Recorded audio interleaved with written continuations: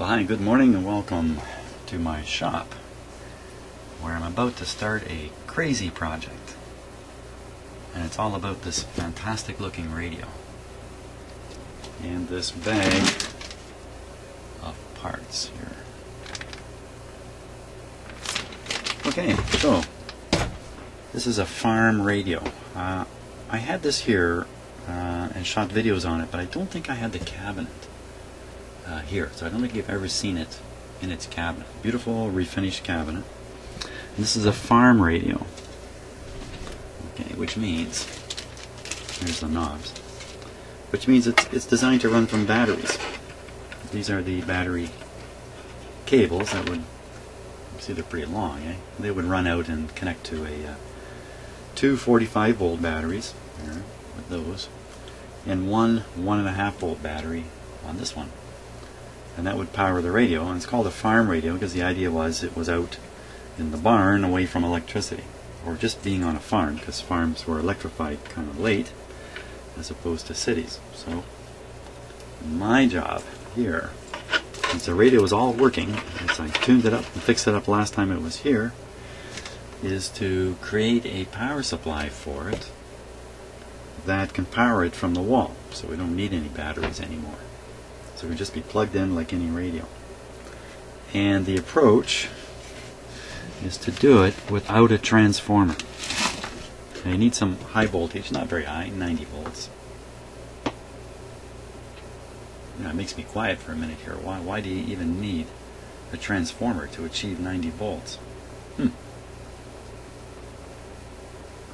any case, stop thinking about that, Jim, because we're on our way in another direction. Here, this is going to become the power supply.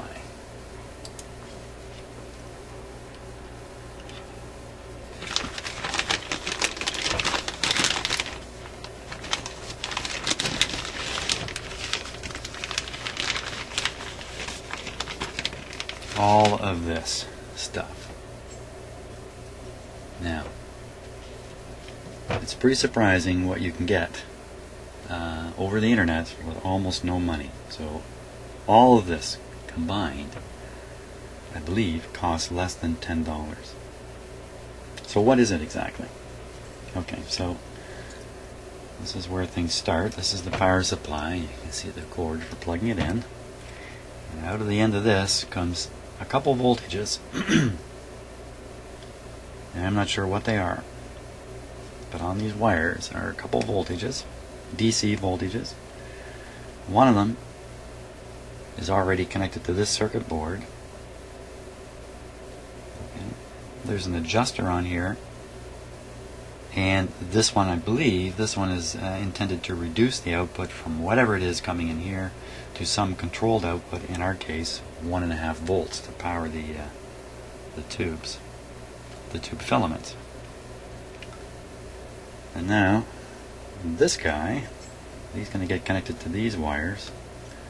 And this guy you can put in, I don't know exactly what the ranges are, we'll probably find out as we go along, but you can put in, let's say, 20 volts here and get 100 volts out here. So that's a circuit that does it. No transformer. Pretty hefty heat sinks on there. So the part that makes this crazy, if it doesn't look crazy to you already, there are far more parts in these circuits than there are in the radio itself. These circuits are way more complex than the radio itself. In the original power supply, well, there is no original power supply, but the power supply that you find in radios is far simpler than all this stuff. The only thing is, it takes a transformer to get the higher voltage. But this guy doesn't really, he's not really looking for that high a voltage. Just 90 volts. So I think the way I'm going to approach this is I'm going to experiment with these parts a little bit. See if I can't get them to do what they're supposed to do, which is produce the 90 volts and the 1.5 volts. And then we'll think hard. I'll have to think really hard about how to put these in the radio here in some clever way. And the last thing is, I'm a little concerned that this stuff is going to generate a lot of electrical noise. it's going to undermine the radio itself. So when we turn the radio on, all we're going to hear is just buzzes coming out of all this stuff. We will see. It's crazy. It's crazy time in Jim's shop. I'm not going to put this radio away where it won't get hurt.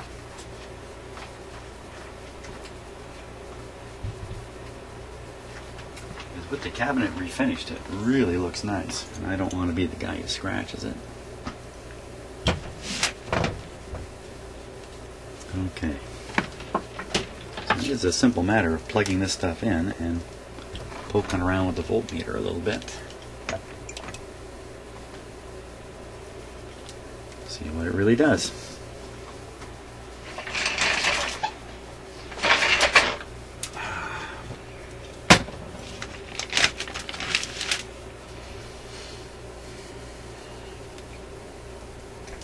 Might as well plug it into the isolated supply here.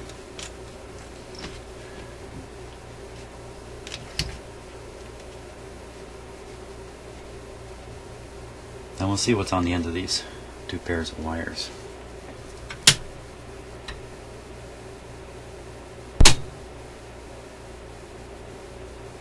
A little green light has come on there. That's probably a good sign.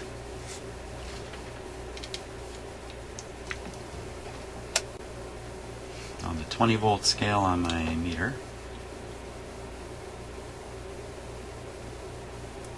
look at that, 19.5. So 20 volts coming out of here. Just put it on full supply voltage, and we'll probably say 20 now. Nope, same thing. 19.5 volts there. Coming onto this circuit, that's the same 19.5 volts. So basically, this guy's producing 20 volts. This guy will reduce it to 1.5. Hopefully, and this guy will boost it to 90. So let's take a look at the output of this little reducer here. See where we are.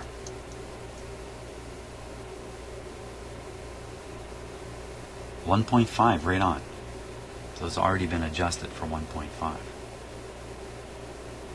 So let's hook up this circuit and see what happens. Okay, so I cut the power off to this.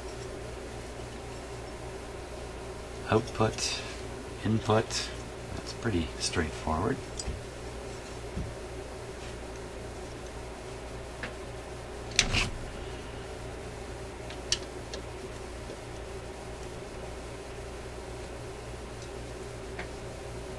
In positive, in negative. Let's check that out. Turn the power back on. I believe the orange one is positive. And that's right. So the orange wire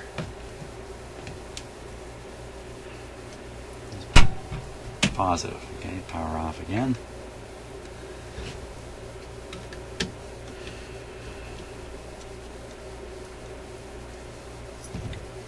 Now by now a good number of you are saying, oh, I know a much easier way of doing this. And you probably do. I think I can come up with a couple of seemingly easier ways of doing this. The reason I've got all these parts to do this is they're just so cheap.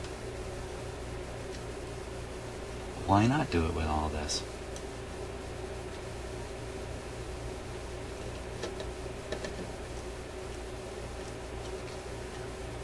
It's really very crazy, isn't it?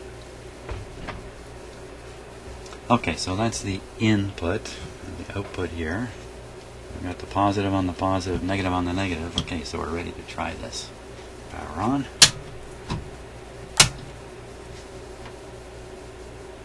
There we go. And there's a little LED there which is on faintly, but it is on.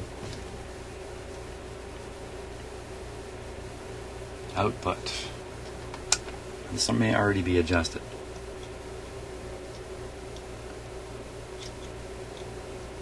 Ooh, what's going on there?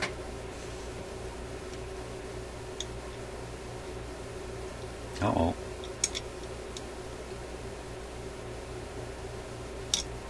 That's not good.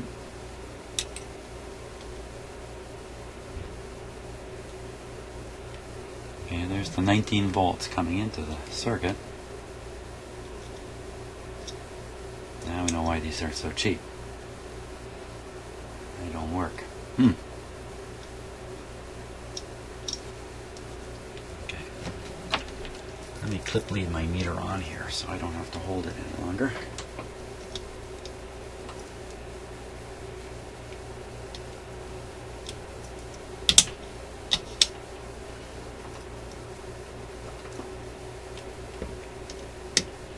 I still have the circuit running while I'm doing this, I'm telling myself.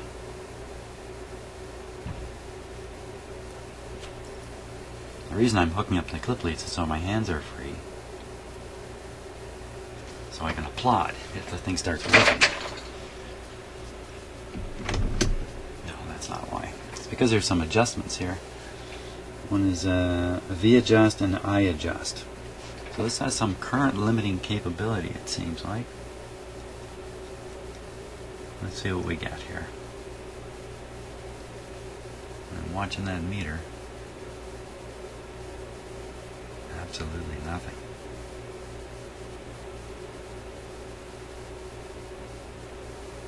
Maybe the I adjust is too low or something.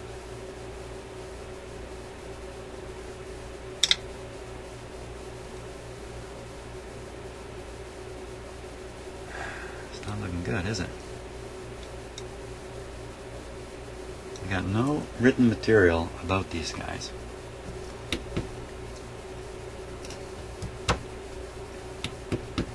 So I wonder if the input voltage is just too low. The 20 is not enough to operate this circuit. It's got a fuse in it there too.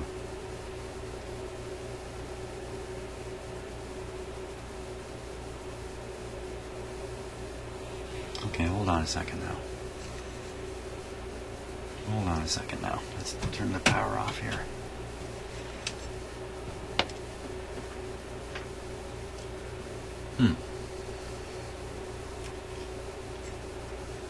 It's got another input there.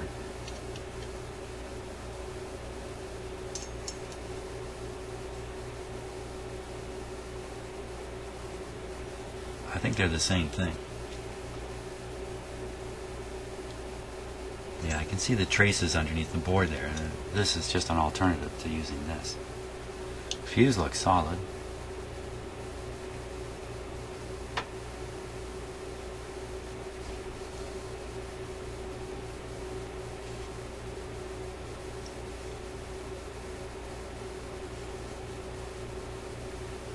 Wow, we're off to a big start here, aren't we, with this?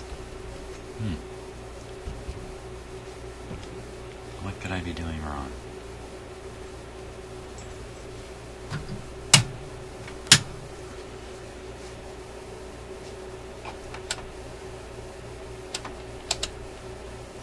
It's quite the zero on that.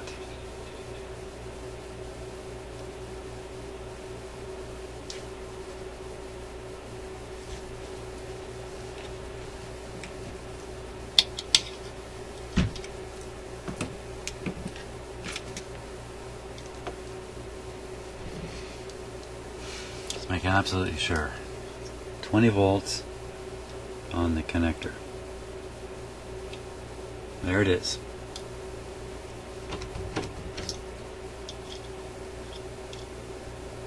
Hey, just 20 volts across the fuse.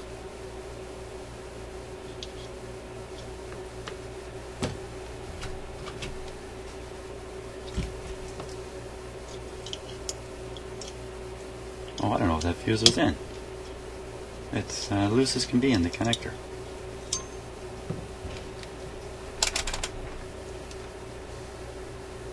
Hey.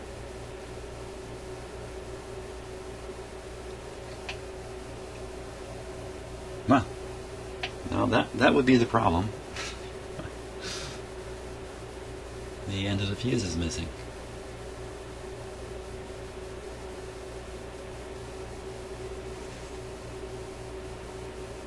The end of the fuse is missing, and this fuse holder is bent wildly. So, okay, so let's put another fuse in there.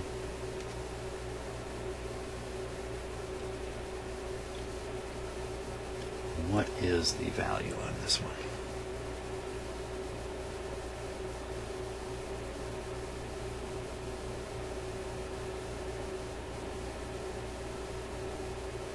Of course, the end with the value on it is the end that's missing.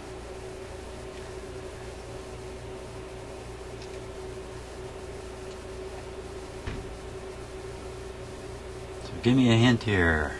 There are lots of things written on the circuit board. Surely they wrote the fuse size.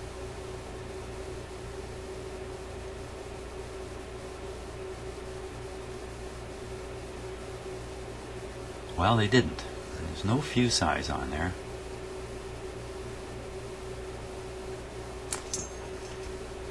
Not into a guessing game. It's a fairly hefty looking fuse.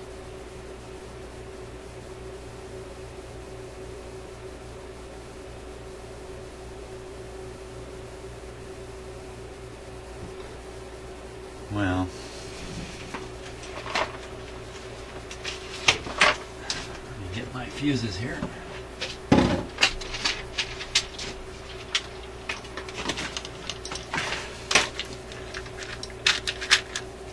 Bit of a short one.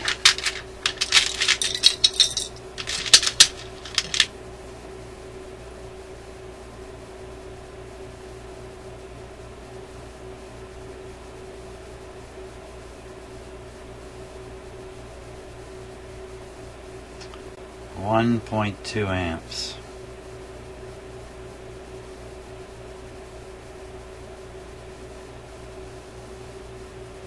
No, 2 amps. That's a 2 amp fuse. Sounds a little big to me.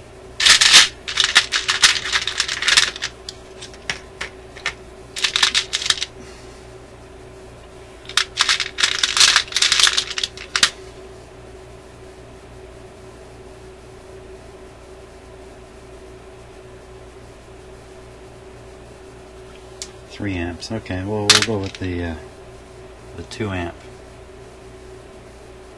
fuse here. Okay, power's off, so we'll pop it in.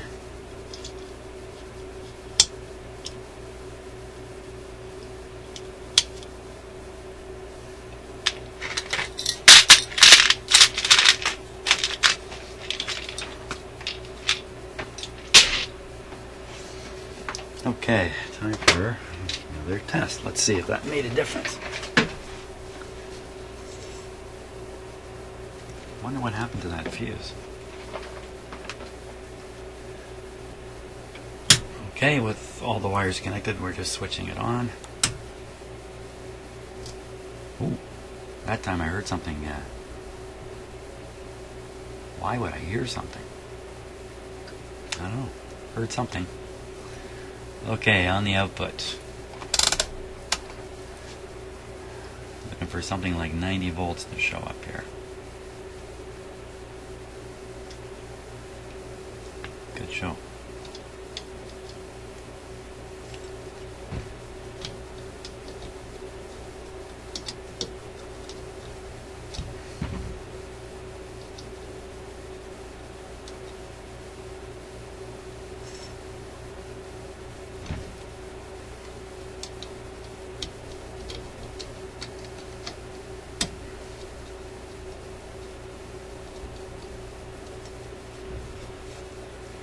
.53, and we can adjust the voltage here.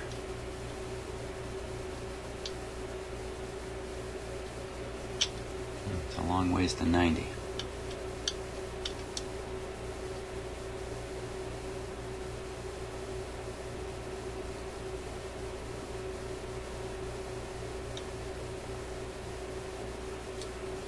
.85, that's pretty good.